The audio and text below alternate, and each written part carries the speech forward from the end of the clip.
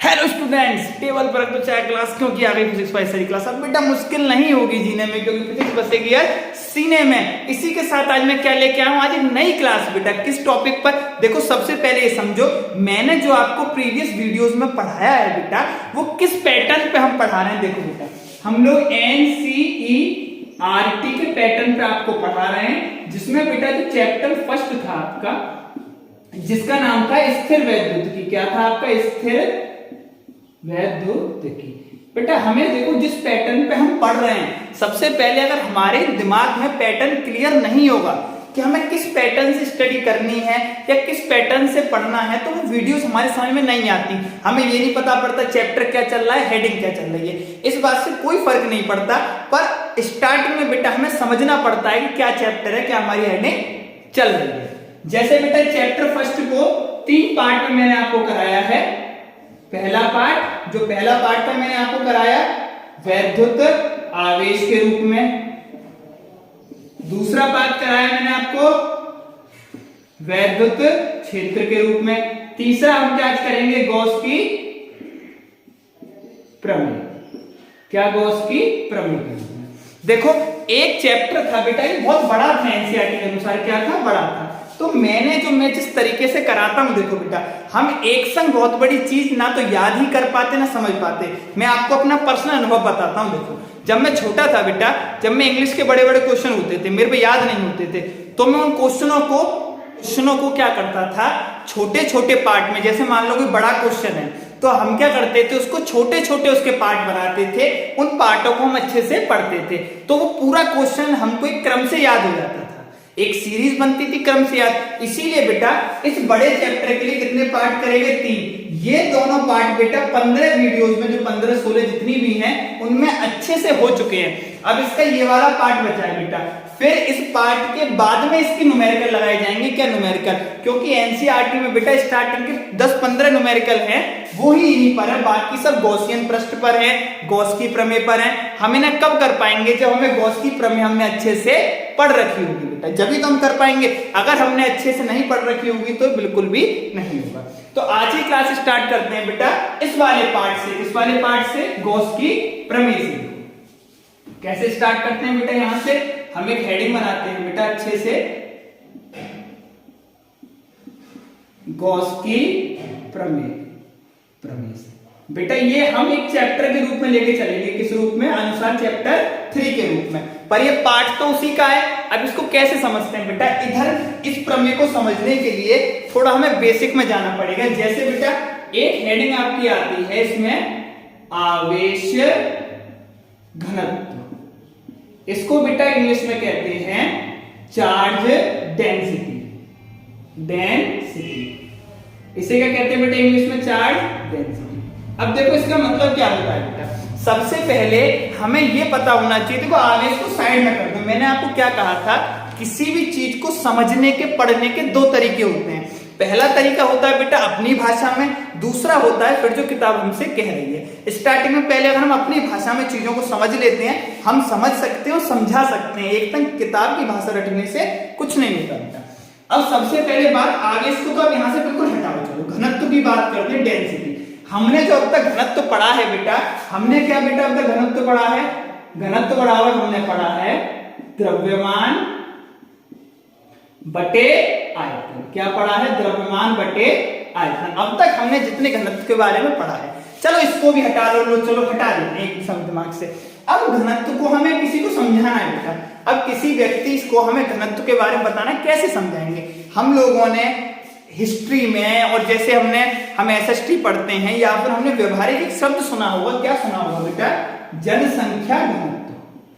क्या सुना होगा? जनसंख्या घनत्व।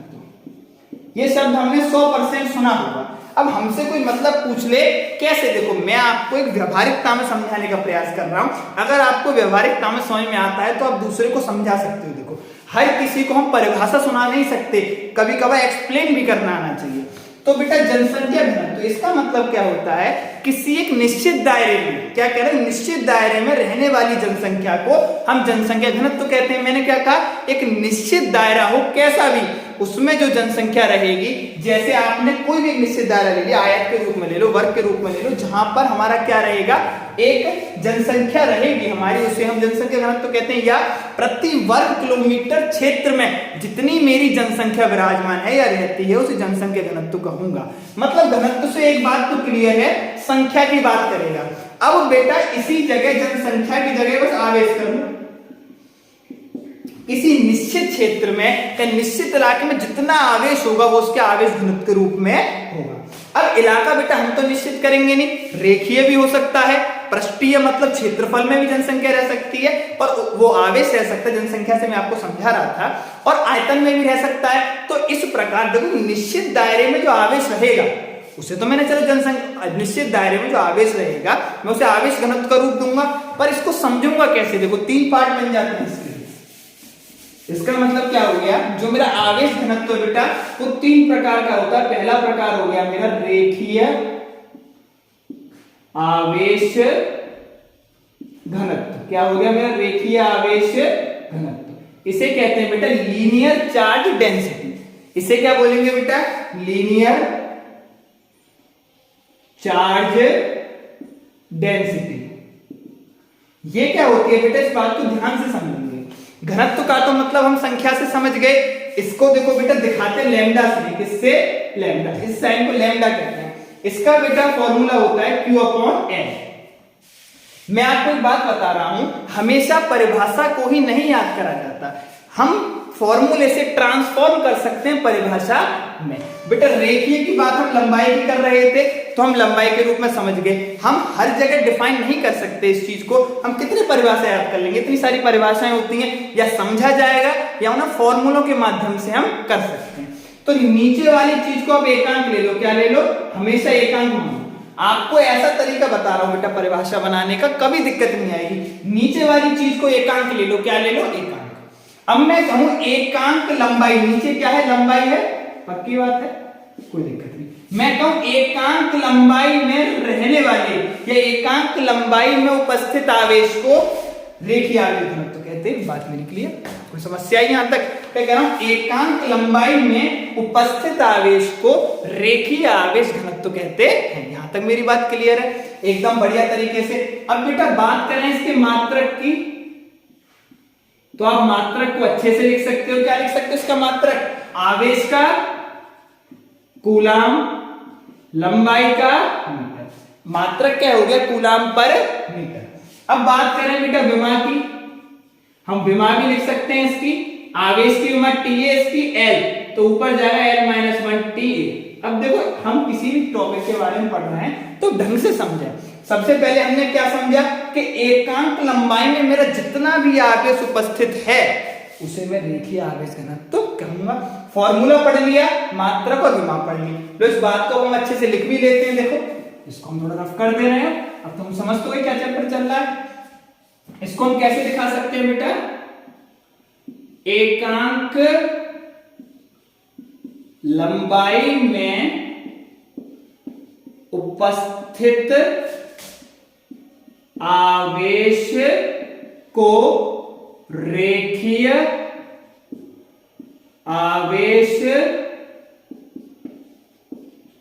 घनत्व कहते हैं। आप समझ गए, एकांक लंबाई में उपस्थित आवेश को रेखीय आवेश घनत्व कहते हैं। यहां पे हमारी परिभाषा बन गई बेटा, फॉर्मूला, मात्रक और विमा को हमने निकाल दिया। यहां से 100% बात हमारी क्लियर हो गई कि रेखीय आवेश घनत्व क्या होता है, उसका परिभाषा क्या होती है, सारी चीजों को। पर एक बात और है बेटा, अभी भी हम इसमें 4 चांद लगा सकते हैं। हम कभी भी शादी समारोह में जाते हैं, हम मुंह धो लेते हैं, अच्छे से कपड़े पहन लेते हैं, पर अंत में जाके फिनिशिंग देनी हो तो फेयर लवली से मिलती है, या कौन सी क्रीम लगा सकते हैं, थोड़ा सा लगा कर क्या होता है, चीजों को अच्छी फिनिशिंग मिल जाती है। ये यहाँ पे सही है, पर इसे और सुंदर बनाने के लिए मैं क्या कहूं, रेखीय आवेश वितरण में, रेखीय आवेश क्या बता रहा था बेटा, इसमें क्या हूं, रेखीय आवेश वितरण में 4 चांद लगाने वाली बात कह रहा था। रेखीय आवेश वितरण में, अब देखो इसको रख दो, रेखीय आवेश वितरण में एकांक लंबाई में उपस्थित आवेश को रेखीय आवेश घनत्व कहते हैं। हमने इसका मात्रक पढ़ लिया, विमा पढ़ ली बेटा, फॉर्मूला पढ़ लिया। अब मेरे अनुसार रेखीय आवेश घनत्व आपका क्लियर हो गया होगा। अब बेटा आवेश को रेखा में रख सकते हैं तो क्षेत्रफल में भी रख सकते हैं, तो उसको हम देखो कैसे देखते हैं बेटा। अब अगले पार्ट पे जाते हैं बेटा। अगला पार्ट क्या है हमारा? अगला पार्ट है बेटा हमारा पृष्ठीय आवेश घनत्व।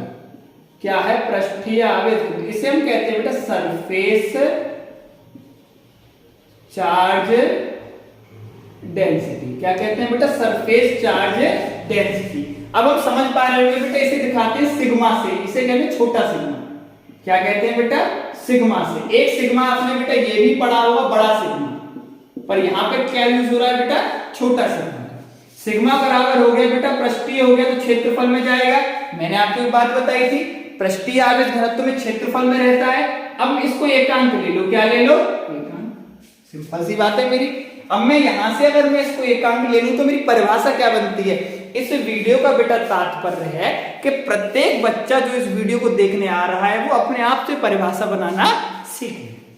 अब ए हमारा यहां हो गया। अब मैं क्या कर सकता हूं? एकांक क्षेत्रफल। ये क्या है बेटा? क्षेत्रफल। एकांक क्षेत्रफल में उपस्थित आवेश को पृष्ठीय आवेश घनत्व कहते हैं। बात वही है, नीचे का एकांक कर लो। एकांक क्षेत्रफल में उपस्थित आवेश को पृष्ठीय आवेश घनत्व कहते हैं। इस फॉर्म को लिख सकते हैं बेटा। कैसे लिख सकते हैं इसे? एकांक क्षेत्रफल में उपस्थित आवेश को पृष्ठीय आवेश घनत्व कहते हैं। अब देखो हमें कोई समस्या तो नहीं है। अगर देखो सीधे परिभाषा को रटते थीसिस पे नहीं जा पाते। अब हम डायरेक्ट कंसेप्ट पे गए, अब परिभाषा को लेके आ रहे हैं कि एकांक क्षेत्रफल में उपस्थित आवेश को पृष्ठीय आवेश घनत्व कहते हैं। अब बेटा बात कर लो इसके मात्रक की। अब मात्रक में आप निकालना सीखिए कूलाम पर मीटर स्क्वायर। कूलाम पर मीटर स्क्वायर।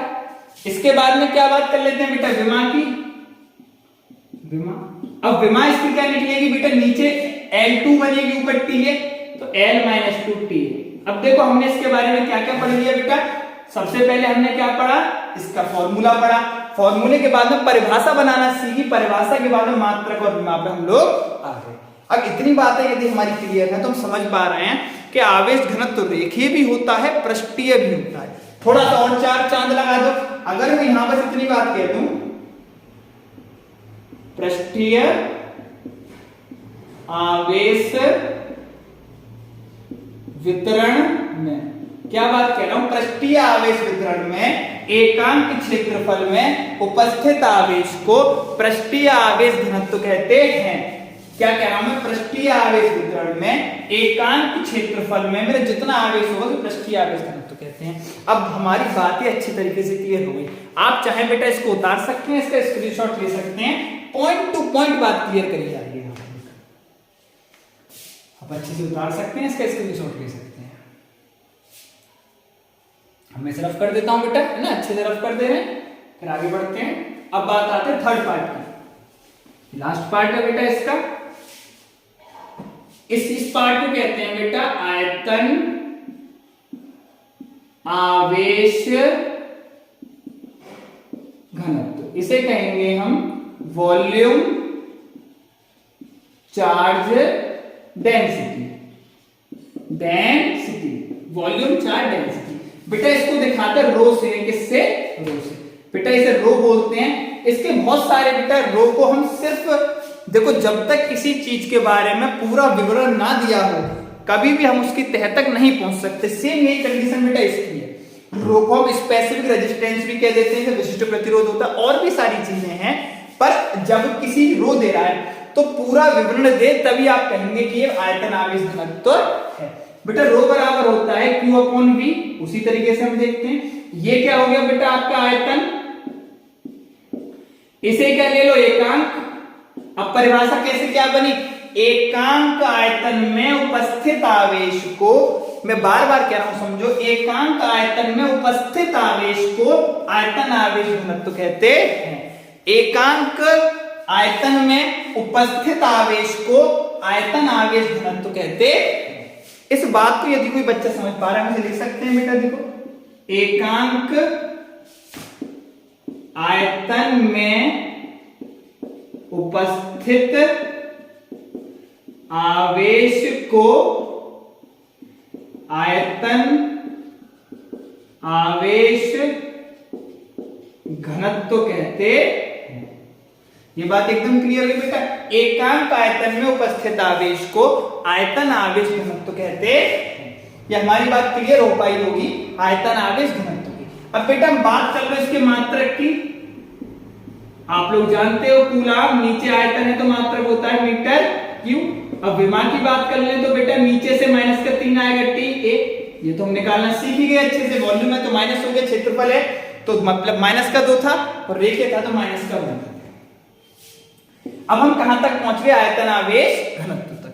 इतनी बात हमारे समझ में प्रॉपर आई होगी कि अगर कंसेप्ट हमें पता है तो हम उस कंसेप्ट के माध्यम से थ्योरी का निर्माण कर सकते हैं। पर ये 100% हम नहीं कह सकते। अगर हमें थ्योरी पता है तो उसको फॉर्मूले के निर्माण तक पहुंचा देंगे, पर फॉर्मूला अगर पता है और ढंग से हमने पढ़ रखी है चीजों को तो निर्माण हम कर सकते हैं थ्योरी का। इसमें और चार लगा दो बेटा, यहां बस लिख दो आयतन आवेश वितरण में, आयतन आवेश वितरण में एकांक आयतन में उपस्थित आवेश को आयतन आवेश घनत्व कहते हैं। लो बेटा कितने प्यार से तीनों बातें क्लियर हो गई कि आयतन आवेश वितरण में एकांक आयतन में उपस्थित आवेश को आयतन आवेश घनत्व कहते हैं। अब आयतन आवेश वितरण में था ना तो हम बात को समझ गए। अब क्या समझे बेटा, आवेश घनत्व तो हमारा 3 प्रकार से हो गया, रेखीय में पढ़ लिया, क्षेत्रीय में पढ़ लिया, आयतन में पढ़ लिया।